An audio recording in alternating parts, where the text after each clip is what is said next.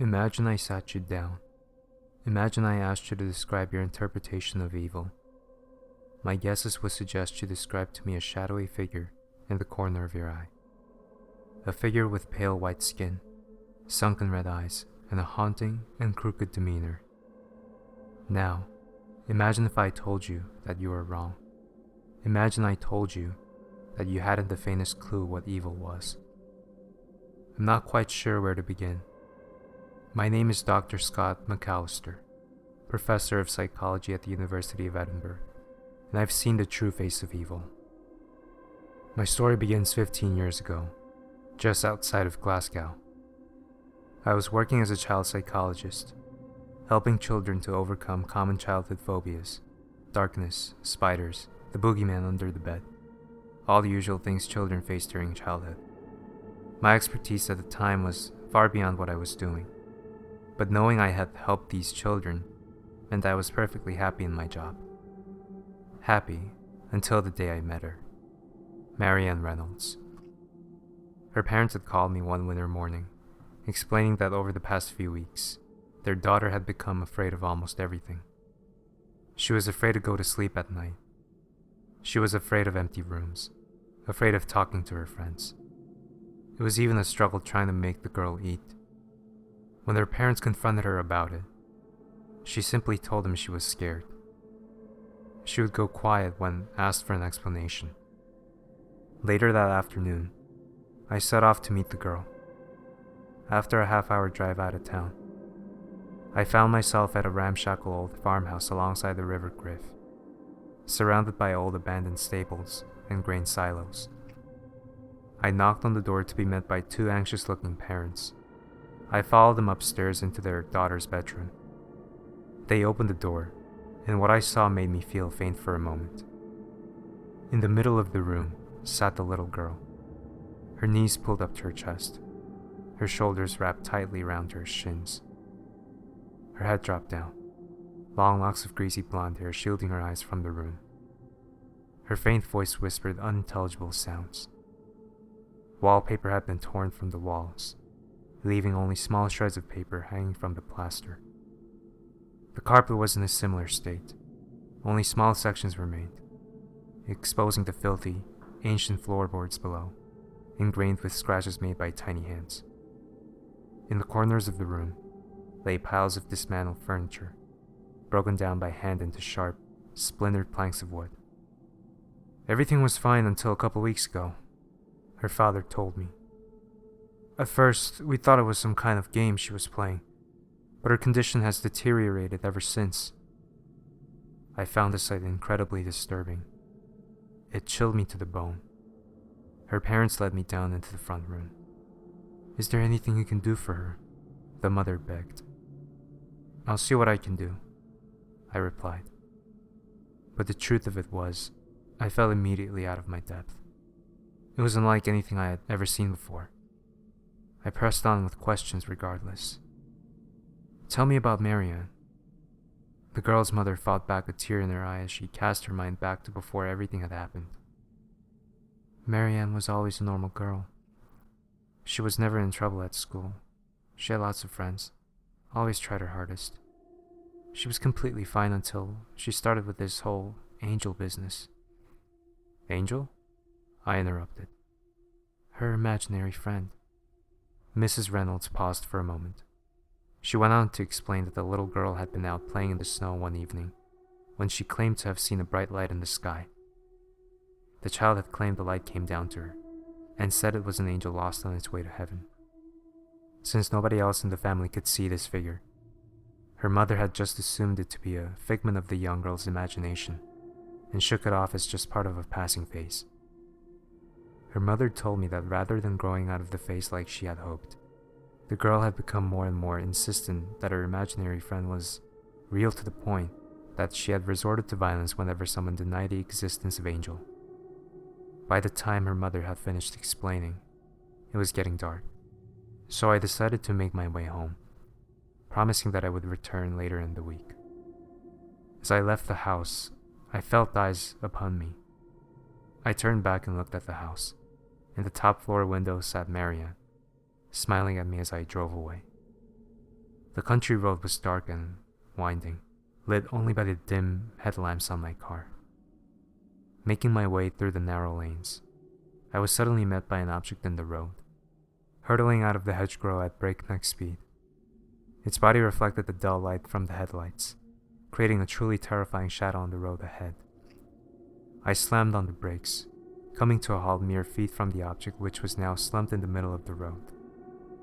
Upon inspection, the object revealed itself to be the carcass of a deer, long since dead. Maggots seeped through bald, decomposing holes in its flesh. Flies erupted from sockets that once held eyes, and the stench of decay filled the cool country air. There was no way that this deer had jumped out in front of me. I went back to my car, opened the glove box and pulled out a small hand crank torch. I turned the handle of the torch, and light began to radiate from the bulb.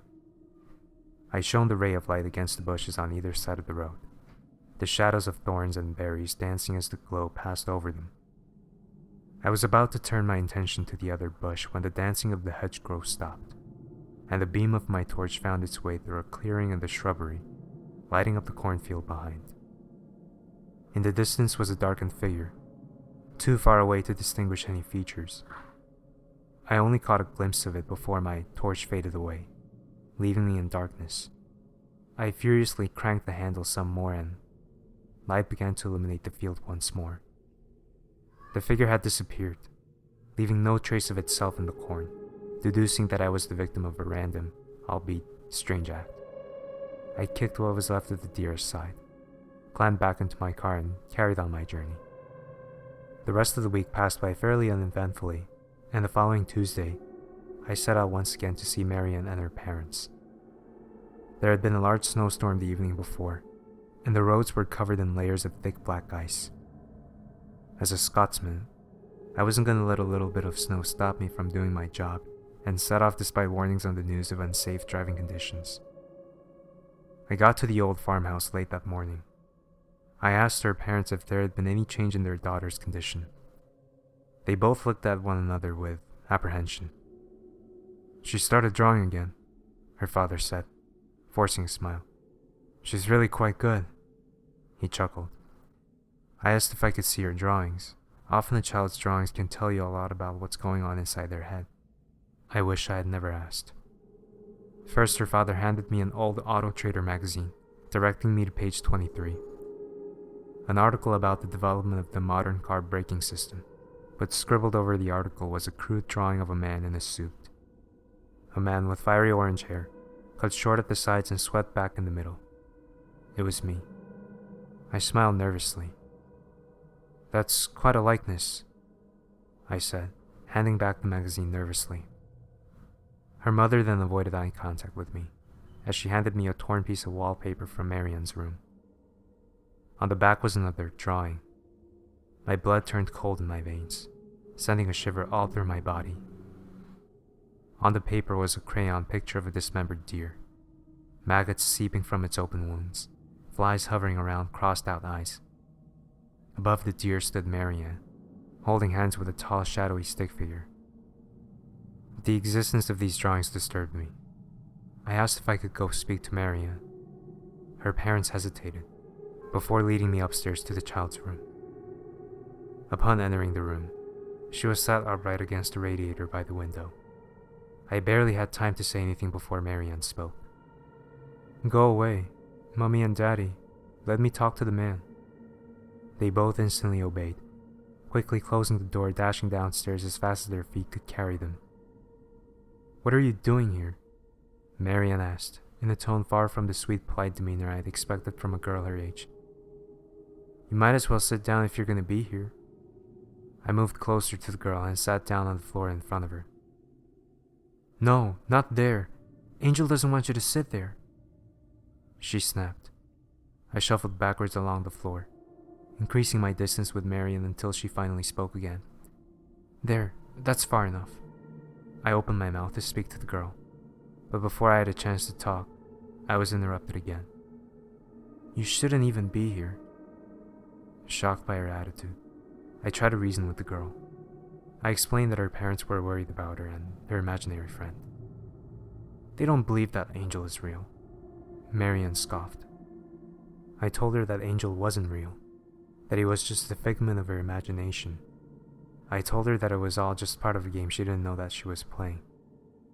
So you don't believe me either? She yelled. All he wants is for you to believe. We showed you that he was real.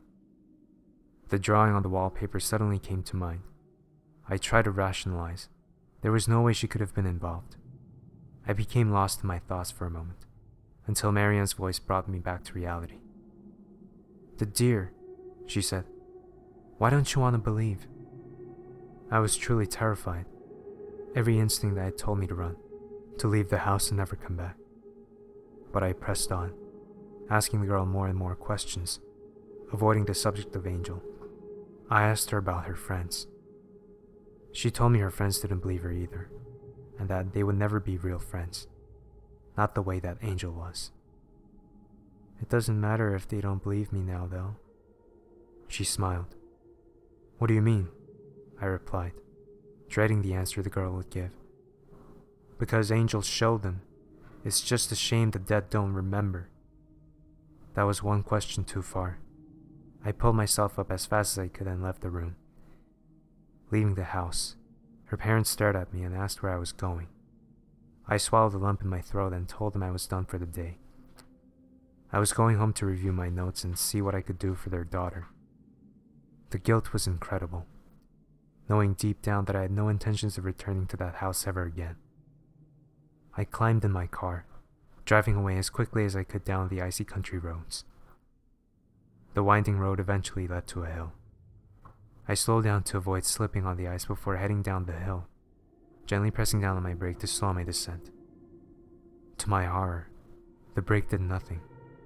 My car carried on down the hill, spinning and increasing in speed as the distance between me and the old oak tree and the bottom of the incline drew ever shorter. Pulling myself free from my seatbelt and reaching for the door, a sharp pain shot through the side of my ribcage, followed by a powerful jolt, causing my body to collide with the side of the vehicle and whatever sharp object was impaling it. The last thing I saw as I blacked out was a shadowy figure, walking down the road, slowly disappearing into the distance as my vision blurred and I lost consciousness. I remember very little from this moment. I remember watching strip lights fly by, as various doctors shone torches in my eyes and pumped me with enough morphine to kill a horse. After that, all I remember is waking up in a hospital bed. It had been 2 weeks since my accident when I finally came around. Upon awakening, I was greeted by Marianne and her parents. They told me how lucky I was to be alive, and how sorry they were that my trip out to their house had almost killed me. They told me to take some time off to recover before heading back out to help them with their problem. Fuck, I thought, remembering all that had happened, wishing that the accident had killed me. Come along, Marianne. We'll let Mr. McAllister get some rest now. Marianne's parents left the room, leaving me alone with their daughter once more. Her hair was a mess.